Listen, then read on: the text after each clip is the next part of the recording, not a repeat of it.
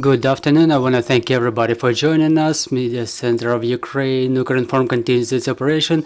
My name is Olga Atamanova, and it's day 260 of our heroic resistance. And now I want to introduce our speaker. It's Oleksandr Khara, Foreign Affairs and Security Policy Expert at the Center for Defense Strategies, diplomat. Mr. Oleksandr, good afternoon. Good afternoon, everybody. Mr. Oleksandr, the issue that concerns us is the elections in the United States and how will it influence our situation. First of all, I want to mention that this week was the week of the good news, and as to the events happening in the south of Ukraine, another goodwill gesture by Russian, who seem to be about to leave the Kherson region, and the elections in the United States, which are, so to say, better for Ukraine, for US, and for the whole world than it could be, and they lay good fundamentals for the future of the United States. First of all, for the elections of 2024. If we say it in a couple of words, the results of the caucuses are good for Ukraine, for the US citizens, and for the world. Another is that it's a good trend set, and that there will be no substantial changes as to the relations with Ukraine. Current administration will be in power another 2 years, and they will not change their policy with regard to support of Ukraine to Russian Federation, and the only thing that can change is the parameters and the role of Congress. We know, for example, for sure that the Chamber of Representatives will be controlled by the Republicans. As to the Senate, we'll see if there will be a division, or maybe only in December we will understand who controls Senate. So in general, those are positive news. We may talk about the general context of the elections and how will it influence. Well, yeah, why is it positive? Just like all the experts say, that for Americans it's normal practice that when Democrats are in power, usually they vote for the opposite political force in the parliament. Is it true? And do we really talk about do we really say that the results shown by the Democrats in these caucuses are good for them? Yes, I would say that they are quite impressive for the Democrats, taking into account the fact that the support for Biden is 40%, while non-support is 56%. There were problems with COVID, with slowdown in economy, with inflation, which is the key problem that was the main concern among Americans when they went to caucuses. And obviously the caucuses is always the failure of the party in power. Just say for the number of cases. So on the background of this polarization of American society, as for me, I will tell you a few figures. Only 42% of the Americans think that the life of their children will be better than their life. It's 18% lower than in 2019. And the highest figure is 79%, where in 99 and 2001. Which means Americans don't really believe that the economic and political system which exists at the moment, and we can say this in context of globalization, that this system serves to their interests. So that's one of the fundamentals for the skepsis, and a nutritive, so to say, nutritive environment for Trumpism and Trump himself. So 45% of Americans think that America has to be a Christian country. So it doesn't mean that it should play a major role in policy. On contrary, they don't want to have any religious leaders to influence their policy. But in terms of formation of the policy in like single gender marriages, and those are the things that cannot be overcome within one presidential term or two presidential terms. So on the background of these problems, what was done by the Democrats, like their key slogan was to protect the democracy, so that So you know that actually the judicial branch canceled the right of women to abortions, and that's very actual question for a huge number of people, and the youth came to say their no. It's quite an interesting statistics. The Caucasus were seen in prime time by 30% less people than in 2020, and only 7% of those who were watching the Caucasus are people from 17 to 34 years, and 65% of the population above 60 years. So we see that the young population trusts more to the social networks, and in fact Democrats were able to mobilize them. They found the methods, the channels, to the messages that were accepted by those people. Well, it's what's important about the future, what I just said, and another important thing is that 2/3 of those who voted for the Chamber of Representatives, they don't want to see Biden as the candidate for the next elections. And in fact, if we talk about the Republicans, about Trump, 2/3 of those independent, and in fact 90% of the Democrats don't want to see him as the candidate. I mean, don't want to see Trump. And 3/4 of the Republicans would like to see him as the candidate. So in fact, you cannot become a president if you don't play on the opposite part of the field. So this channel narrowed for Trump just as it did for Biden. And there was an interesting thing when the governor of Florida was re-elected. He's quite an interesting personality of Italian descent. He's famous for having very normal working relations with Democrats and looking for compromise with them. So he can be an alternative to Trump, to Trumpism. So we'll see how it will unfold, but it was an important signal that Trump said that I have something for them, and he better doesn't think about 2024. And Trump also was waiting for something that was called the red wave, like a serious majority in the Chamber of Representatives and in the Senate. So he didn't make it, so let's see what he is going to say on the 15th. So maybe on the background of this success, he was going to announce his intentions as a nominee from as a candidate from a Republican Party and as a president, so his starting positions deteriorated. Another important issue is the big number of Trumpists.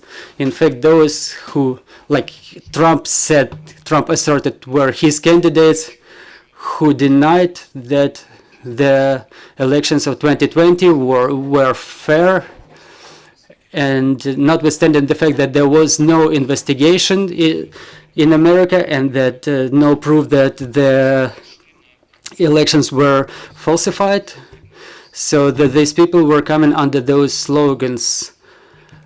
So according to the statistics, let me find it, 5 senators, 31 representatives who asserted that they don't believe in victory of Biden in 2020. 1 won, 1 lose, and 3 more senators are still in question. In the Chamber of Representatives, 7 won and 11 lost. 13 are still considered. The sense is that for Biden, this campaign was for democracy, so that there is right to stand, not your agenda, but the system of democracy in general. Like the Republicans demonstrated some neglect with it. They denied the negative role of Trump in the events of 6th January when he called to capture Capitol. So basically to capture the legally elected president, and this campaign for Republican Party was a so-called referendum for Trump, not to his policy, but these figures, they show that Trump is loose.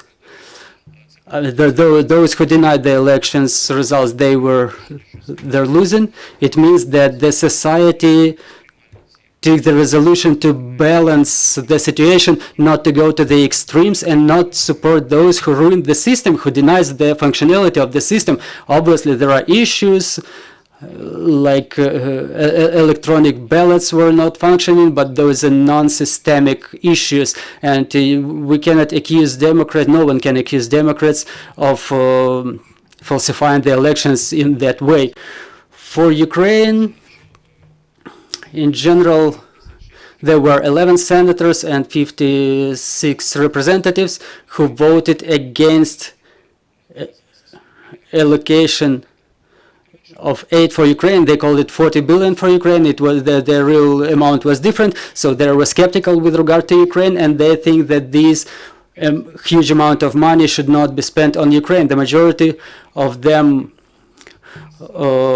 made it to the Senate. One of them, Rand Paul, who blocked the defense budget of the United States in order to have his amendments added as to creation of the post of the position or of the office of Inspector General to monitor where the money for Ukraine is really going. So his role, what he says, sounds exactly like Russian propaganda, and there were another number of odious Republicans who made it to the Congress. But with the results, we're seeing the role of real conservators is increasing, and it's for use of Ukraine.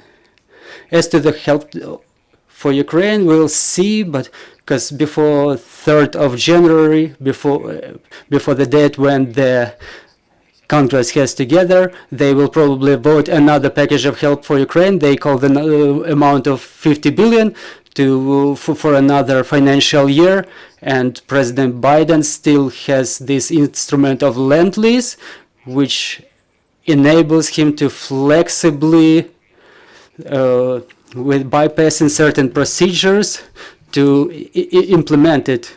I want to remind you that Lend-Lease was signed and adopted on the 9th of May this year, and it's the 2-year program. So even if it's blocked in the Congress, or something is blocked in the Congress, there is still a tool to implement this policy. So policy is always compromises. You can always find a compromise by decreasing the amount or by other instruments, and both parties use them all the time. So I don't think that somebody will require some crucial changes in the policy as to Ukraine.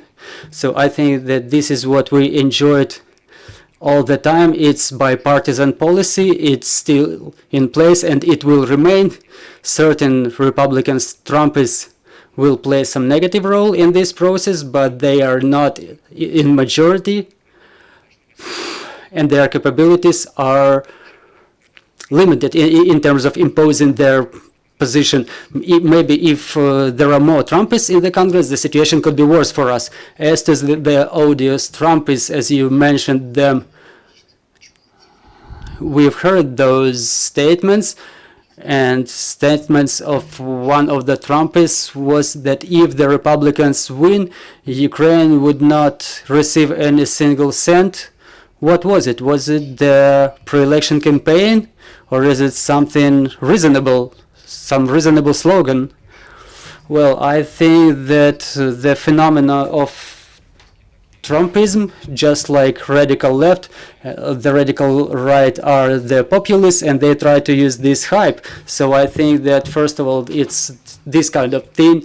So I advise everybody to watch 1976 movie, which is called The Network. It's about the news anchor who became a politics in future, and it's about Trump and Trumpism. And the key idea is that he uses some abstract dissatisfaction of the citizens and their readiness to do something, not to create, but rather to break something. And it's Trumpism. It's the general term for something that is happening in Europe as well, in certain countries. thanks God, Europe is more balanced in this sense, but the politicians like him, they are in Europe too. So first and foremost is the understanding of the fact that what's happening in Ukraine, what Russia is doing, is a threat not only to Ukraine, not only to the countries of the region, but to the interests of the United States in total, in general. So if we see, based on the objective reasons, the support for Ukraine will remain, and the other things are the nature, the character of this support. We would like to see the arms with the longer radius, and now we see the news that Patrushev is in Tehran, and probably there will be strikes on the Ukrainian cities by ballistic missiles from Iran. I'm not talking even about the drones from Iran. So the new escalation should lead to rethinking by Biden administration of those means and weapons provided to our armed forces. Ukrainian diplomacy, we understand that on the background of US elections, we need to work with both parties. Do we have enough cooperation with Republicans? Well, there are some people you cannot convince, but obviously I know that Ukrainian deputies visit Washington. They have meetings, which is traditional and right, with the representatives of the both parties, and apparently it can be never too much of this.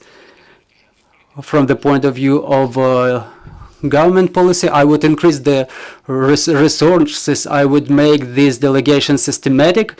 I want to remind you that I think it was back in May, Mitch McConnell, the leader of Republican Senate minority, visited Bucha, and he called the Democratic president to recognize Russia as the sponsor of the terrorism when he in fact saw the genocide. And that's why we have to invite, we have to bring, we have to organize special tours for the people who are skeptical with regard to Ukraine, because there are two things we have to talk about. First is values, and apparently America and their political culture is based on the messianic ideas in political sense, obviously, and the role it can play, and the national interest. And from the point of view of something that didn't happen back in the day, let's remember that Ukraine got rid of one of the biggest nuclear potentials in history, and all the missiles were aimed at America, those who used to be located in Ukraine. And after we did that, it was a couple dozens years ago, and how many money was not paid by the American taxpayers to create the armaments, to maintain them in Europe, for example, in order to deter Ukraine in case if Ukraine remained a part of a Russian wall, so to say, so they don't have to forfeit Ukraine for the country who is a revisionist and on a formal level challenges United States and the system of the international relations based on the rules. Putin said it himself. Who made up those rules? We don't want to comply with them. All those United States Security Committee and Budapest Memorandum is not something obliging for them, so we have to explain those things to the skeptics, because every cent of the American taxpayers is converted into weapon that with which we eliminate Russian invaders, and it means that within certain period the nuclear and geopolitical ambitions of Russia will went to nil, and United States will focus on their key partner and competitor China. So this is quite a logical explanation. Mr. Oleksandr, another sensitive topic for our society is the negotiations. There's a number of events happening and the number of negotiations with Biden administration, among Biden administration and Russia, the statements of our president, who clearly formulated the 5 conditions to be solved before such negotiations. What do you think? Are such negotiations actual at the moment, and would they happen now, and in what format? If so, first of all, I want to say that this is my opinion. For President Biden, the victory of Ukraine and the failure of Russia is the political heritage that he wants to be left after himself. And the second thing is he sees the war as the war between totalitarian regimes and democracy. He keeps reiterating this, and this is actually so.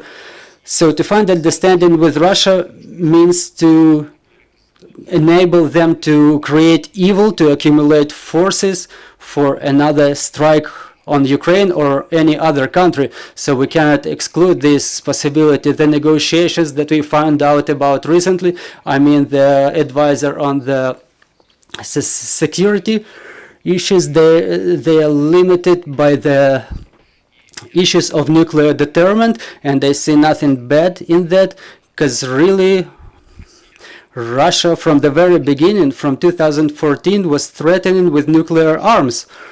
It was a concealed threat before, but I want to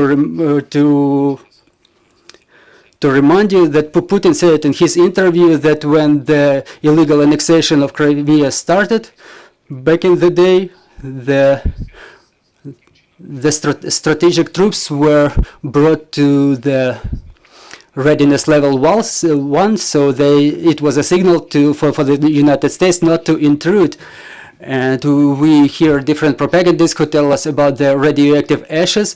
So when the former president, who was considered liberal in the West, I mean Medvedev, that nuclear weapons should be used against Ukraine or maybe even against the Western countries.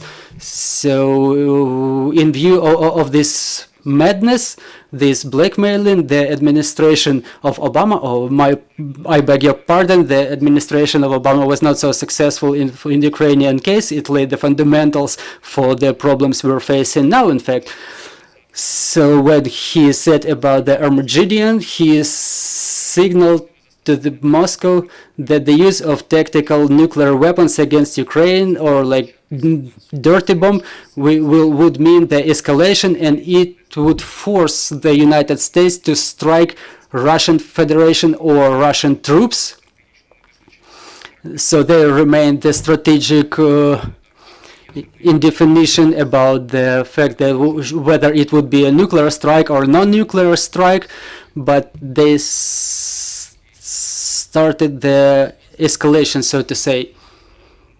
That's why this signals, the verbal signals, are there. And there was an important event last week in Gibraltar. The Americans demonstrated their nuclear submarine, and this is signal for the Moscow, like, we're here, we are ready to use those weapons if you keep acting in a crazy way. And it doesn't oblige Ukraine in no sense, but such gestures, they deter Russian Federation, and we see softening of their rhetorics, like Russian ambassador to Great Britain, who was telling that they were going to use the nuclear arms, and there was another statement by their Ministry of Foreign Affairs that they already don't want to use it, but if there is the threat to the survival of the Russian Federation, there is an interpretation for this by Putin's administration. And as to the president of Ukraine, I think he answered in a very correct way. So he called to calm down some of our European partners, that his rhetorics about him not going to talk with Putin, I think it's correct, because you cannot talk to someone who does not comply with the United Nations statute, with the agreements with Ukraine. I'm not talking about some regular agreements. How can you agree with somebody who is actually a war criminal, or who does not comply with any of his obligations, and there is no denial in the world about this fact? What can you talk about when the Ukrainian land is not liberated, and Russia demonstrates no readiness to such negotiation. And the statement by the wording our president used, it's signal for the skeptics in Germany, in France, or elsewhere. It says that there is no forecast for any negotiations because I see no opportunity for Putin to withdraw troops from all the occupied territories, including Crimea and Sevastopol, because it will be the end not only to the Putin's regime, but to the Russian Federation as we know it. And it means that there may be no negotiations, and in view of the success of our armed forces, in view of the fact that the Russians support the war to a certain extent, so they're not against the war, they actually are against the way the authorities use these resources, that the women will bear more children to be thrown into this war.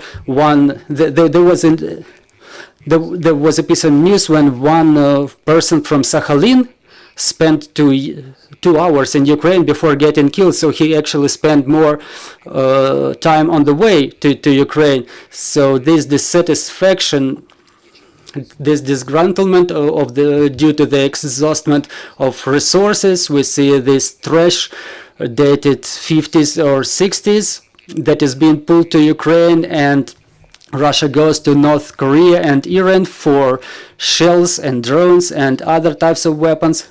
So we see that the war resource is being exhausted, there is no support, and the political elite, the hawks around Putin, they understand that the war is lost and they will look for a way to freeze it. So after Kherson, we will probably see some tips for negotiations, about their readiness to negotiations. All the efforts will be directed to take a pause for regrouping and to decrease the support for Ukraine, because obviously in winter, the high prices for the energy carriers, the level of life in Europe gets lower, and it gives Putin hope that he can press on the government so they cease their support for Ukraine, cease providing financial help, arms, so that we will win this war. But we have everything for this. Dear colleagues, your questions, please. Medi Yurchenko, Ukrinform. I have two questions. According to your forecast, the support by the United States, the support of Ukraine by the United States will remain after the elections. Is there a necessity for correction of the policy of the relations with the United States, maybe change of accents or the deepening in cooperation in certain spheres? And another question is, during the elections campaign, the Americans announced certain investigations with regard to Democrats as to removal of the troops from withdrawal of the troops from Afghanistan, for example. Can those investigations influence on Ukraine? Thank you. Thank you for the question. Obviously, the control over the Chamber of Representatives gives the Republicans the opportunity to create different investigations in different formats, and obviously they will touch the topic of Hunter Biden, but in general it didn't influence Biden to much extent, and we don't know, in fact, if he's going to nominate himself as the candidate for the next election. He's 80 years,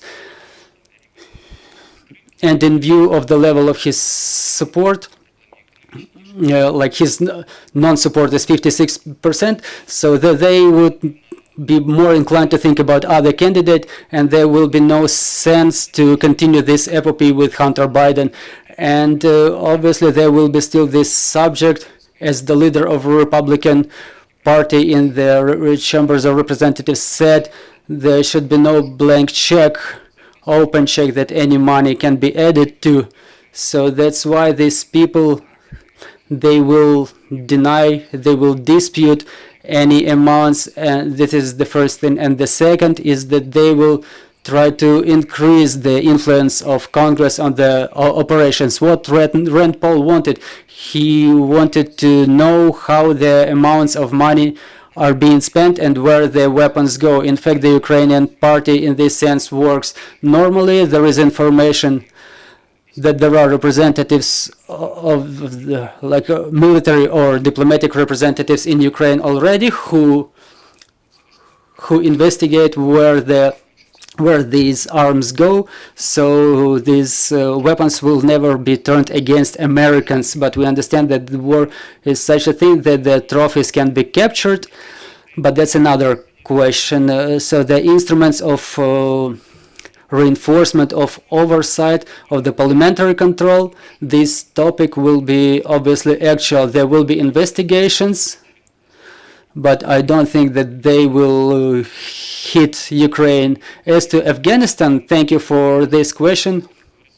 It's very important in understanding why Putin actually dared to start this war, because this, so to say, catastrophic withdrawal of troops, as it's considered in the world, it was a signal that 30 years they were saying that America is degrading, and the dollar is worth 30 cents, and America cannot do anything, and withdrawal of troops from Afghanistan is the withdrawal of this, the confirmation of this idea that America is fallen.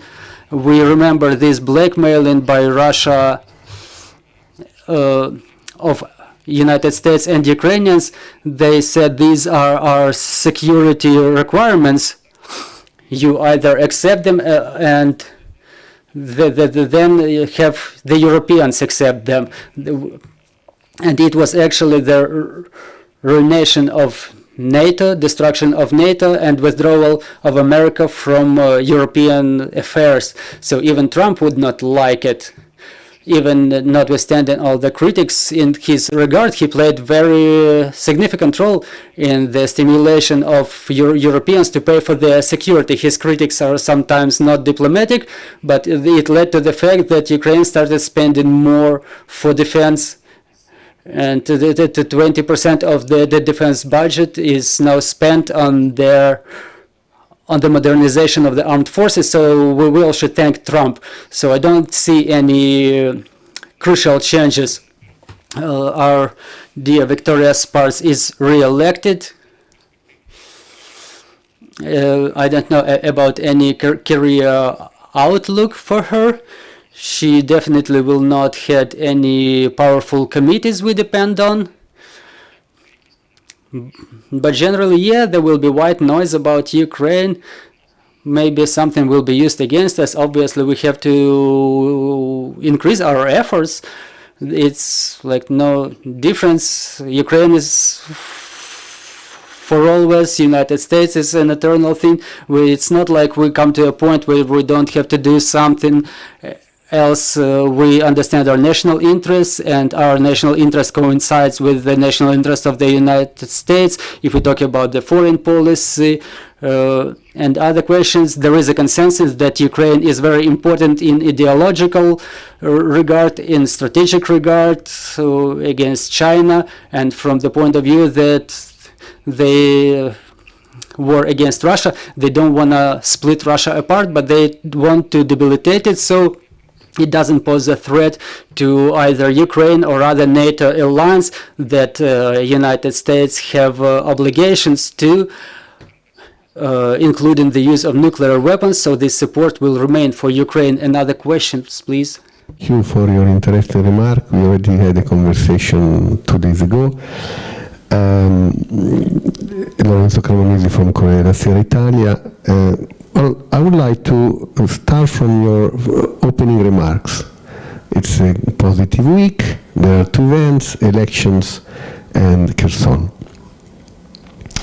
It's a bit elaborate question, but it's a follow-up of what you said on this. And then you say the last remark, maybe after Kherson there will be possibility of open of negotiation. Interesting.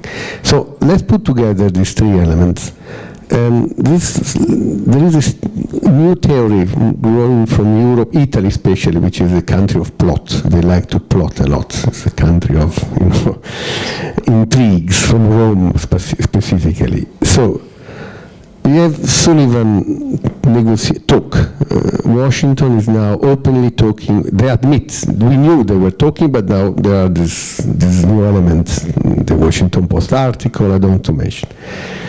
Then we have the same day elections results, which, as you say, I don't have to repeat, were very positive for Ukraine. Everybody brief happily on the result. And then a few hours later, the strange way of the Russian to announce the Kherson. In the meantime, we have Zelensky rhetoric, Zelensky talk, which is a bit different. For the first time, after many months, Zelensky is not saying Putin have to leave.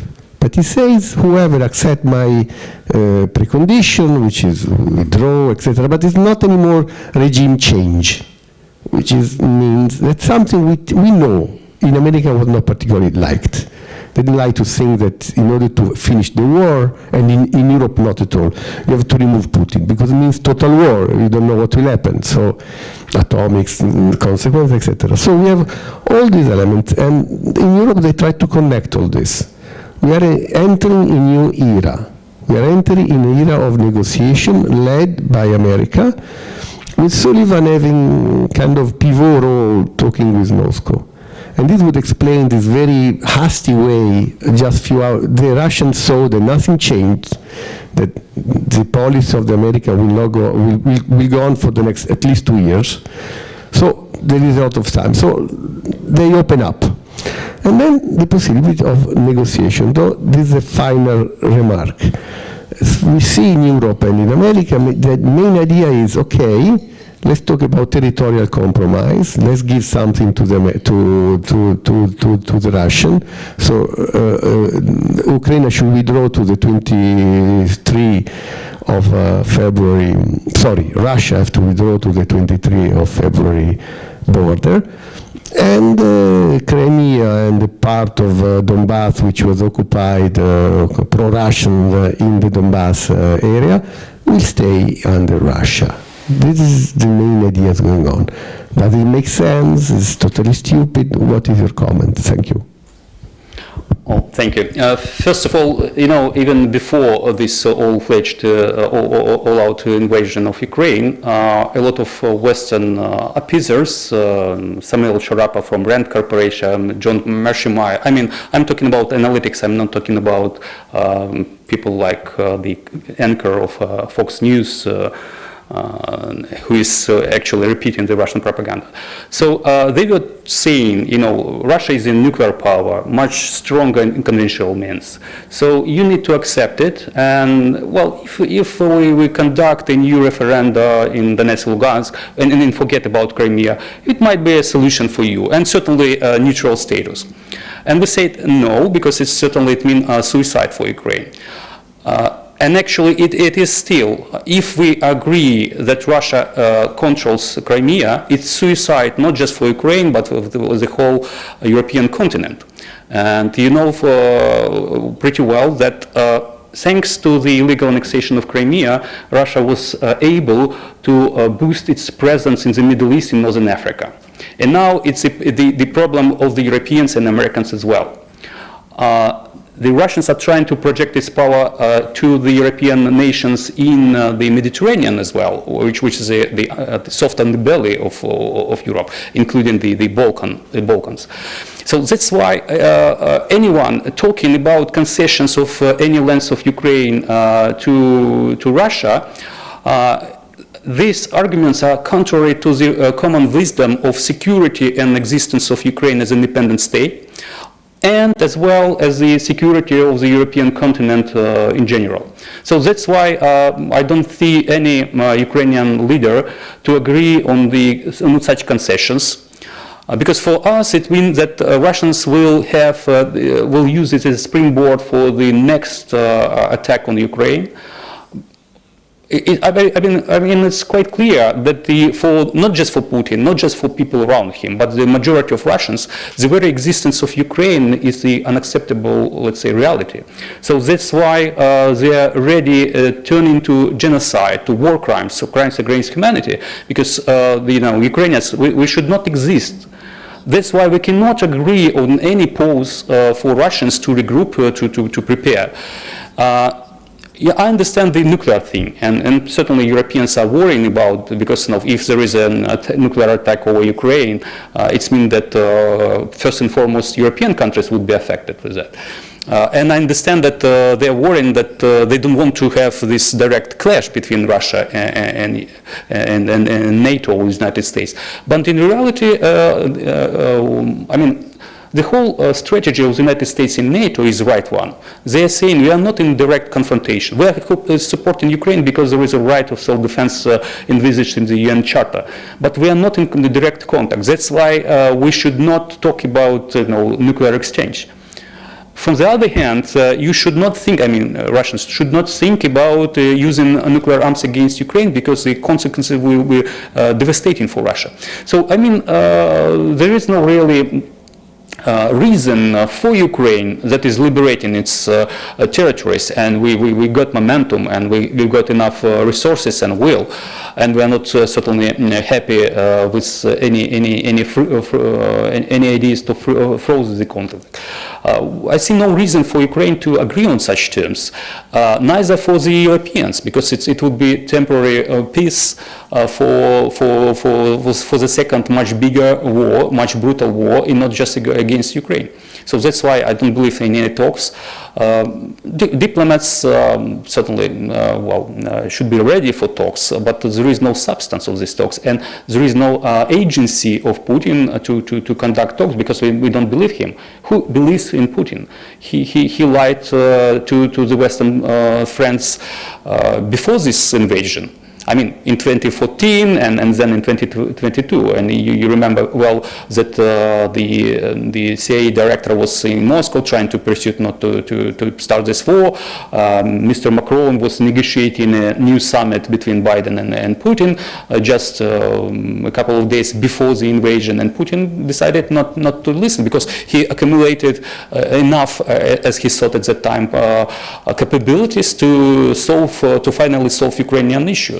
So that's why I see no real ground for any negotiations, and those who are talking about negotiations, they are talking in principle. Yes, we are ready to talk to Russians on the let's say timeline, how they are going to withdraw from all occupied territories and pay us reparation for this illegal and devastating war, and certainly returning our citizens from Russia who were forcefully deported there, including 6,000 Ukrainian kids, and certainly guarantees for Ukraine. And it's not just about our right to be members of NATO or have some different kind of guarantees. But from the other hand, it's a new type of arrangements with Russia, similar to what we have these conventional forces in Europe. So we need we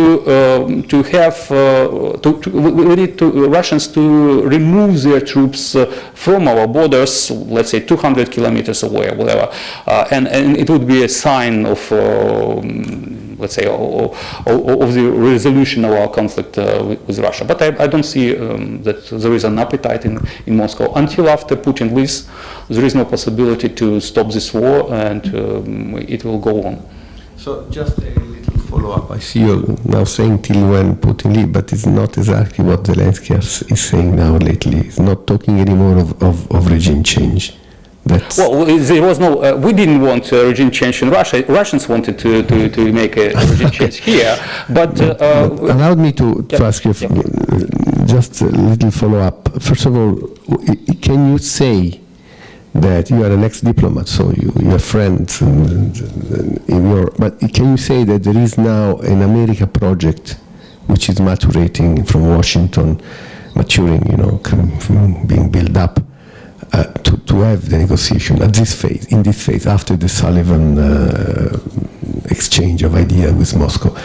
And secondly, you say there was no Ukrainian leader ready to compromise on territory. But sorry, sir, in March, the famous 60th point, I remember talking with Kuleba about this, the famous 60th point which arose in Istanbul meetings was exactly this.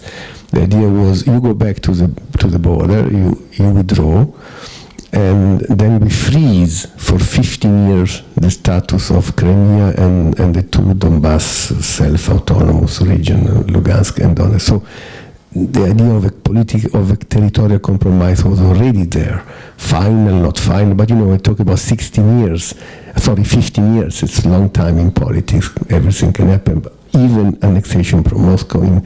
One thing for me is clear, in all this, Ukraine is not neutral anymore. Ukraine is now the stronghold, the castle, the wall of the European democracy. So that's clear also to Putin. Putin will know that there is no this idea anymore of neutral Ukraine, NATO or no NATO. But again, the point is freezing. Find one formula. Don't talk about the final status, but this idea is. And negotiations somehow are building up, are more possible now than 1 month ago. Thank you. First of all, the politics is the art of possible, and certainly there are compromises. Had we not started to fight back Russians, there would be no Ukraine, and certainly it would be how they call it, like federal state of Russian Federation or whatever they might call us. So that's why the situation has changed. And if you remember that when Zelensky came to power, he was skeptical about NATO, and he was ready just to give up on this idea, but the situation has changed. And actually it's with every president who is elected here in Ukraine. Whatever pro-Russian views he may bear before coming to office means that he understands the real threats, and he changed to be a real, let's say, patriot of Ukraine, and who see the real means how to implement the national interests of Ukraine. So that's why we should not talk about these compromises that Kuleba was voicing when it was not, let's say, it was not at that time. It was difficult to predict what would happen. Certainly, Ukraine was in position to fight back whatever the cost, and even without American support or the European support, we've been fighting Russians, because we understand that Russian occupation, it's a genocide, it's the extinction of Ukrainian identity and other things. So that's why we just, if there is a possibility for Ukrainians to fight back, we will be doing it until we have such an luxury, I would say. So that's why I don't think that it might be actual to pick this compromise of 15 years lease of Crimea to Russia. And especially on the foreground of the military successes of Ukrainian armed forces, first and foremost because of their mastery and the will, and not last but not least the support from our Western partners. And it's a historical change to change Russia. The other day, Daniel Fried, who was the sanction king of the United States, said that supporting Ukraine in this war means, regime change is not a policy of the Biden administration, but it might be a bonus of it. So I believe with Ukraine we can push Russia back, and secondly we may create a favorable ground for the Russian society to step in and to change their political system and the political elites who led them to such terrible mistakes and such terrible sacrifices from their side, but certainly from Ukrainians. So I don't believe that there is a right moment to talk about talks, and there was no change of rhetoric on the part of Mr. Zelensky, because it's not acceptable for Putin to leave annexed Crimea. He's not going to negotiate it, and certainly it's not possible for him even to talk about Donetsk and Lugansk, because they are already a part of Russian Federation in their view. So that's why it's political suicide for him to even to agree on such talks. Дякую, друзі. Чи ще є питання? Dear friends, any more questions? No more questions. I want to thank you for this comprehensive conversation. I will remind you we had Oleksandr Khara with us, the expert in foreign and security strategy. believe in our armed forces. Let's talk together. Let's work together for our victory. Glory to Ukraine.